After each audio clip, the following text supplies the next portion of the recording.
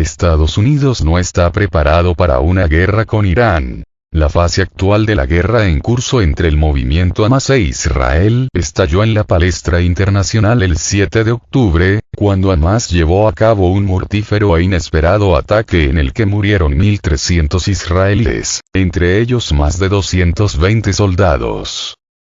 La respuesta israelí, la movilización de unos 360.000 soldados que posteriormente asediaron la Franja de Gaza, hogar de unos 2,1 millones de palestinos, ha generado la ira de gran parte del mundo, especialmente ante el bombardeo aéreo sostenido que ha matado a miles de civiles palestinos, más de la mitad de ellos eran niños, y ha desatado una crisis humanitaria entre los supervivientes, muchos de los cuales han sido desplazados de hogares destruidos por las acciones israelíes. El sufrimiento del pueblo palestino a manos de Israel ha impulsado a los partidarios de Hamás, incluidos Hezbollah e Irán, a amenazar con una intervención militar contra Israel, lo que ha hecho surgir la posibilidad de un conflicto regional con un espectro más amplio. Esto, a su vez, ha llevado a responsables políticos estadounidenses, como el senador republicano por Carolina del Sur, Lindsey Graham, a analizar la cuestión. Este es mi mensaje. Si Hezbollah, que es un representante de Irán, lanza un ataque masivo contra Israel, lo consideraré una amenaza para el Estado de Israel, de naturaleza existencial. Presentaré una resolución en el Senado de Estados Unidos para permitir una acción militar de Estados Unidos junto con Israel para sacar a Irán del negocio del petróleo. Irán, si intensificas esta guerra, iremos por ti, afirmó el político. La retórica de Lindsey Graham es incendiaria por naturaleza, pero vista en el contexto de la realidad actual, es vacía. Uno de los objetivos estratégicos de Estados Unidos es el cambio de gobierno en Irán. Durante la administración Trump, el ejército estadounidense y la Agencia Central de Inteligencia, CIA, se encargaron de desarrollar planes de acción encubiertos diseñados para sembrar la disidencia dentro del gobierno iraní y, en el proceso, deslegitimarlo a los ojos del público del país persa.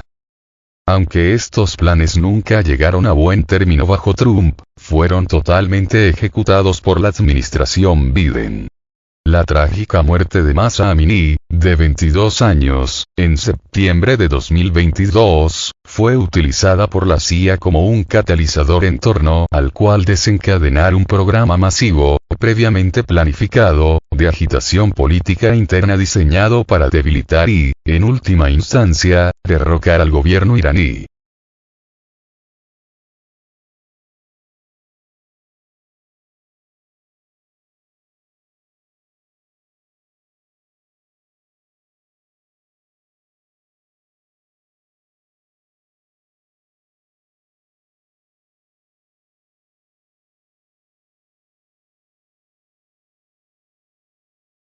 Durante décadas, la CIA había fomentado las relaciones con diversos grupos de la oposición iraní, incluidas las minorías étnicas kurda, azerí, baluchi y árabe, la Organización de los Mujahidines del Pueblo de Irán, MOI, también conocida como Mojahedin Khalq, MEK, y varias organizaciones monárquicas, para crear un polvorín de disidencia política capaz de encenderse a demanda. La muerte de Mahsa Amini, que, contrariamente a la propaganda impulsada por la CIA, se produjo por causas naturales, fue aprovechada por la agencia como detonante para desatar esta oposición armada. En las semanas y meses que siguieron, Irán se vio sometido a una inestabilidad política interna masiva y a la violencia que Estados Unidos trató de aprovechar en un potencial cambio de régimen similar a lo que se hizo en el Maidán en Kiev, Ucrania, en febrero de 2014. Este esfuerzo fracasó, e Irán emergió de la violencia más fuerte y más unificado que nunca detrás del mismo gobierno que Estados Unidos intentó derrocar. Con el cambio de régimen encubierto fuera de la mesa, la única opción disponible para la administración Biden, en el trato con Irán en la línea amenazada por el senador Graham, es la guerra. Estados Unidos ha evitado asiduamente un conflicto militar directo a gran escala con Irán, por el simple hecho de que para prevalecer en un enfrentamiento de este tipo, tendría que dedicar poder militar suficiente a la tarea, en un momento en que los recursos finitos del ejército estadounidense se estaban asignando a Europa y al Pacífico.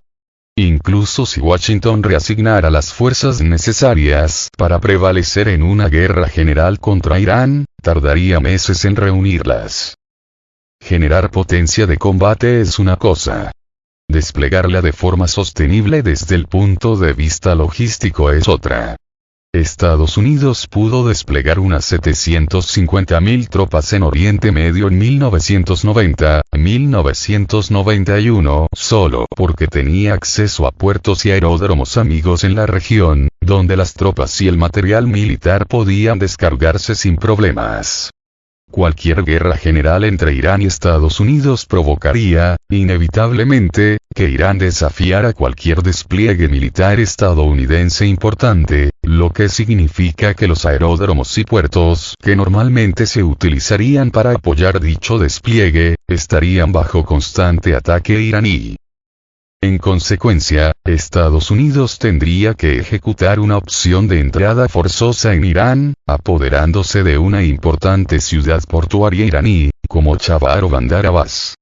Esto requeriría un gran esfuerzo anfibio en el que los barcos que contuvieran la fuerza de desembarco tendrían que enfrentarse a un guantelete de misiles iraníes que paralizarían o destruirían la fuerza de desembarco antes de que estuviera a distancia de ataque de Irán.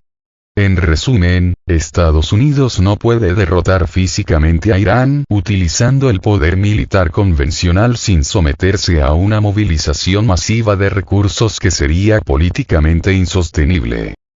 Esto deja la opción de una campaña aérea.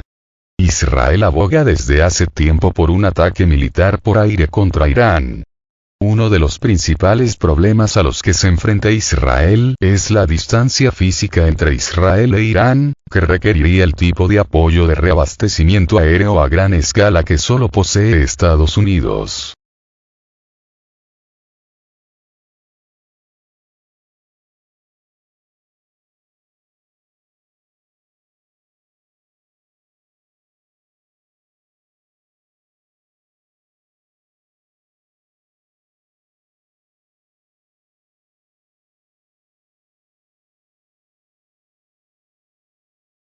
Israel y Estados Unidos han llevado a cabo un entrenamiento militar conjunto que incluye el reaprovisionamiento en vuelo de aviones de ataque israelíes por aviones de reabastecimiento estadounidenses como parte de un ejercicio de entrenamiento conocido como Juniper OAC, realizado en enero de 2023.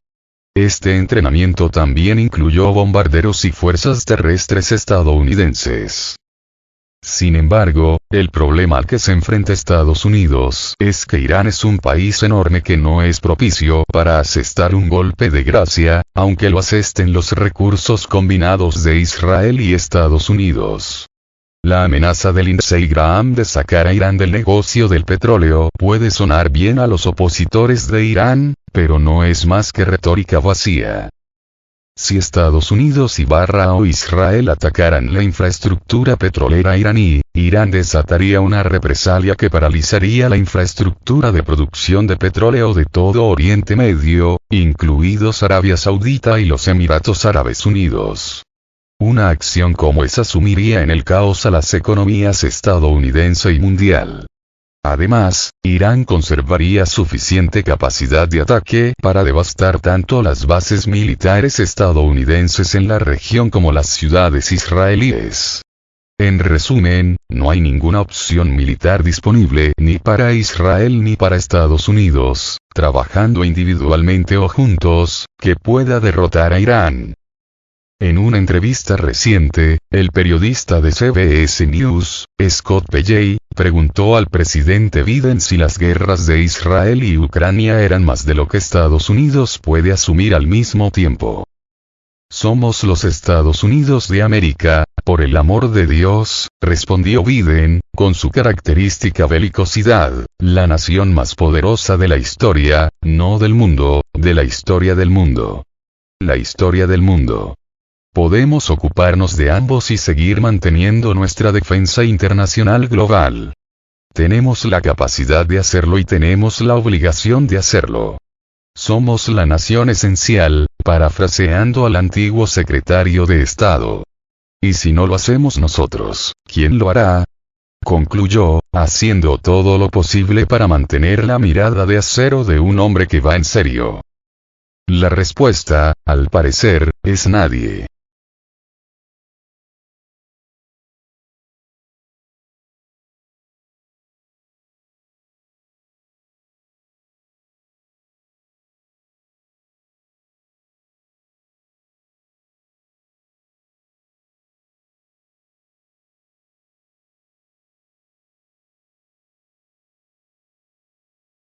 Estas son las condiciones que pone Israel para renunciar a su ofensiva terrestre en la Franja de Gaza. Un portavoz del ejército israelí señala que probablemente sus tropas tendrán que entrar al enclave asediado en caso de que el grupo islamista no se rinda incondicionalmente.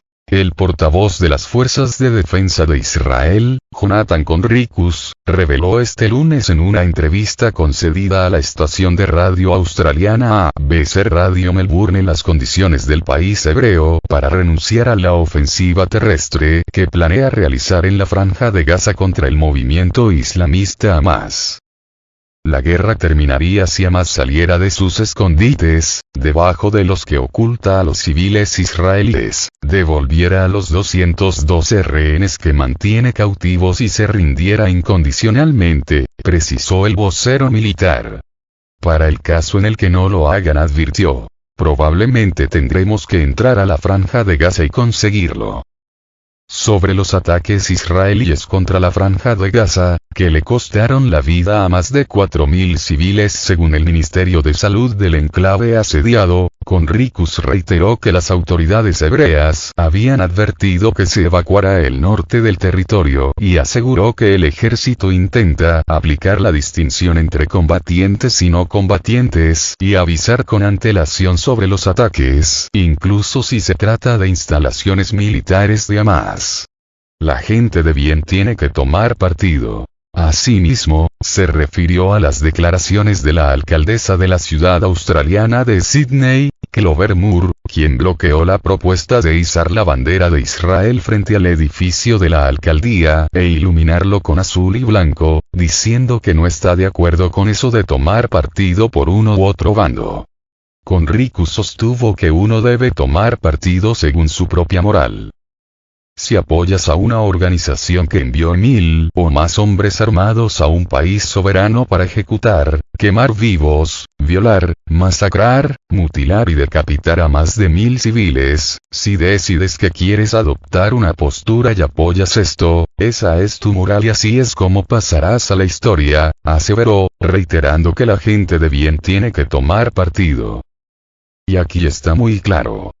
Nosotros no somos los agresores, nos estamos defendiendo, así que, si usted no puede tomar una posición con respecto a esto, creo que algo está muy mal en su moral, manifestó.